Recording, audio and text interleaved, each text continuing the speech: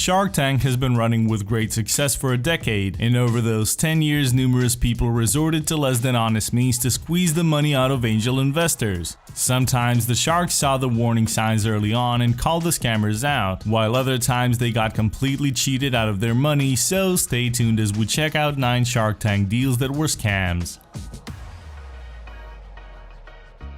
The fact that Mark Cuban doesn't tolerate nonsense is not anything new, and because he calls them as he sees them, he has managed to change the minds of other sharks on more than one occasion, like during this pitch for example. After all, being a self-made man taught him not to waste his time, especially in situations like this one, where time does equal money. Sometimes, what the entrepreneurs see in their pitches and what the sharks see are two completely different things, and that can cause the pitch to go the wrong way. That's exactly what happened to the unfortunate tycoon real estate founder and CEO Aaron McDaniel, who came to the show in order to market his app. He said that the app works like a real estate crowdfunding service, which he believed to help average people in investing. However, he couldn't even finish the pitch as Mark Cuban shot him down early on, saying that the idea is scammy and that he hates it. Tycoon Real Estate is a crowd investing platform that allows everyday people to invest in real estate for as little as $1,000. I hate it. I'm out. I smell jail time. This did not help McDaniel to convince other sharks as they accused him of being shady. O'Leary, who was initially interested in making a deal, asked the man if he had a criminal record. Do you have any criminal record whatsoever?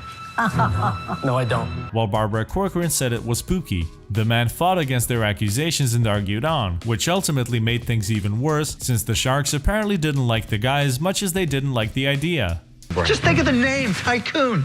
Tycoon. Please. Tycoon, what does it say to a small investor? It's a ripoff name. Coming up next, we have Bill Lyons and his Revestor that almost screwed the sharks over. The man came to the show to pitch his idea of a website that functions as a search engine for real estate. It was supposedly able to predict a house's value in the future, which could eventually help people invest in real estate.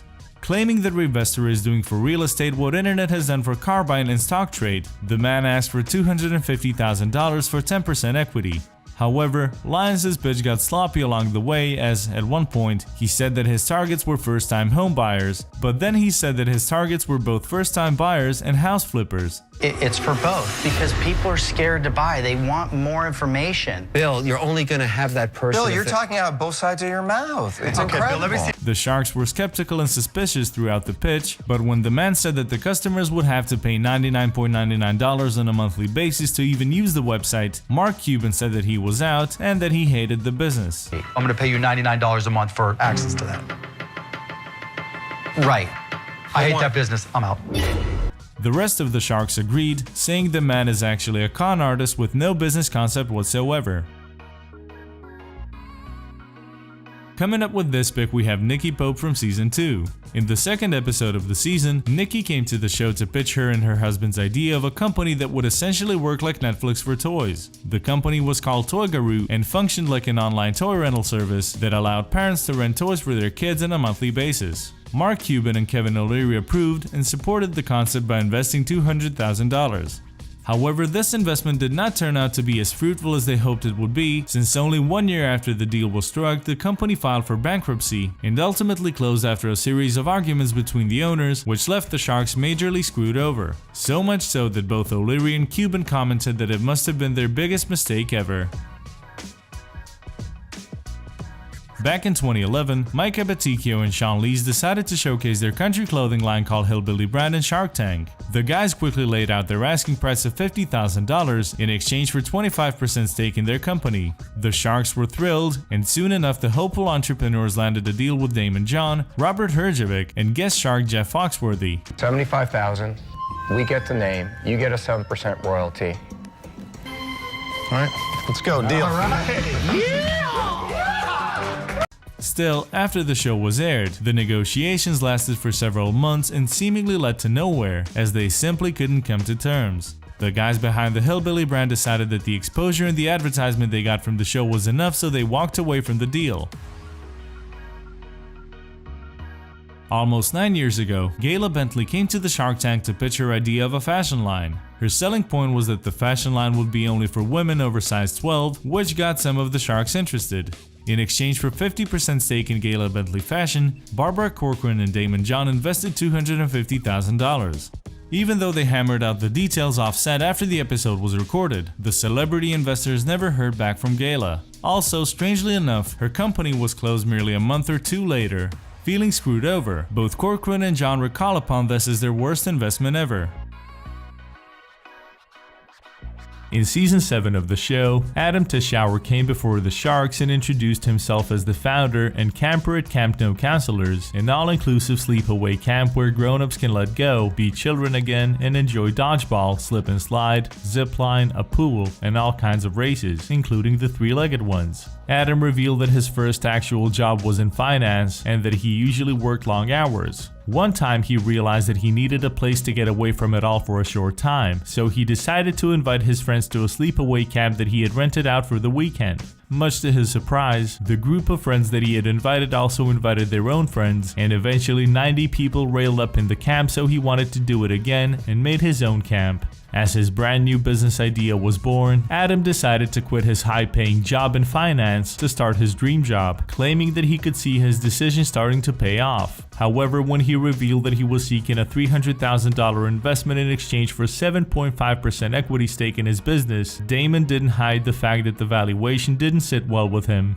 Obviously aware of this, Adam tried to play on the nostalgia card, asking Sharks to remember the anticipation and excitement they felt when they were 10 years old, about to get on the bus to camp, all the while listing the activities the adults could engage in at his camp. After a lengthy back and forth discussion about the camp and the numbers, the majority of Sharks did like the idea and its realization, but none of them were actually interested in investing, as it looked like Adam didn't need them at all. Moreover, the entire deal began to seem off to Sharks as Adam started skirting the questions, which prompted Cuban to publicly shame him, calling the deal shady and Adam a party promoter who's using Shark Tank as an amazing PR vehicle. Hrgovic agreed with Cuban as the business didn't seem investable, while Damon said Adam is just looking to dig some gold and promote his camps on TV. Are you trying to basically gold dig? Because you're basically saying right now, you don't really need anything from us. In the end, all Sharks won out, and Adam walked out of the Shark Tank empty-handed. The way that all the Sharks went out, with Kevin O'Leary tossing his morning head across the studio, felt so awkward and harsh that they obviously considered the camp a scam. At one point, a man came in front of the panel with the solution to a problem of all the people that are too lazy to actually get in the shower and wash their hair. His product was called Morning Head, a reusable, washable cap with super absorbent material on the inside. So basically, just a plain shower cap with a towel that you use when you wake up with bedhead or just don't have the time or strength to groom yourself or take a shower. Admittedly, everybody's had their fair share of bad hair days, and the product initially really looked like a hassle-free solution, as you only pour water into it, let it absorb, and rub it around on your head. Max, what do you think the chances are I'm going to invest in that? Kevin, you guys are the lucky ones. No hair, no problem. Damon called it a diaper you put on your head, while O'Leary called it a shower cap that sucks. The Sharks eventually all rolled with laughter, and Barbara Corcoran said that she already found a solution for her bedhead, a damp face cloth. Megan Cummins decided to swim with the Sharks by pitching her luxury soap company called You Smell. She had come up with the idea for You Smell soap in a college class and was looking for a shark to help her bring it to life. Her pitch was successful as she got offers from 3 sharks, but ultimately decided to take one from Robert Hrgovic.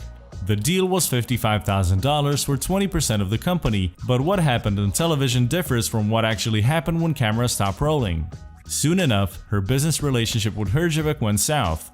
Cummins claimed that she attempted to get in contact with Hrgovic for 6 months, but never heard back from him. On the other hand, Hrgovic stated that he had sent a slightly altered contract to Cummins and that she didn't accept it. Reflecting on the entire situation, Cummins said in an interview that she should have gone with Mark Cuban instead, but went with Hrgovic as she always felt like he was the nice one, since that's how they portray him on the show. How naive of me, she added. Back in season 3, a man named Ryan Naylor came to the Sharks with the pitch about special kind of watches. Asking for $35,000 for 20% of his business, Naylor explained that these ESSO watches are infused with negative ions that work against positive ions that our electronic devices are full of.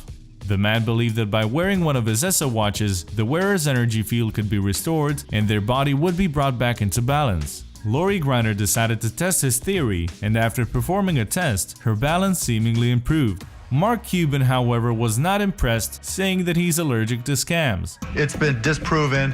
What you saw was the placebo effect. There's athletes that wear it. It's a joke. It's a scam. It's not real. I'm out.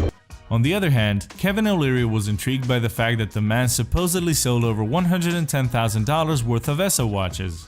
When other sharks ganged up against the entrepreneur, calling him a joke as he came without any real tests or data, O'Leary said that he would consider investing only if Naylor admitted the scam. How about this? If you admit it's a scam, maybe I'll invest. Is it a scam? I don't believe it is. The man didn't and left the show empty-handed. Thank you for checking this video out, and don't forget to smash that like button and also subscribe for new videos every day. Turn that bell notification on and comment down below that you subscribed, and we'll make sure to reply and thank as many of you as we possibly can. Once again, thank you for watching and see you next time.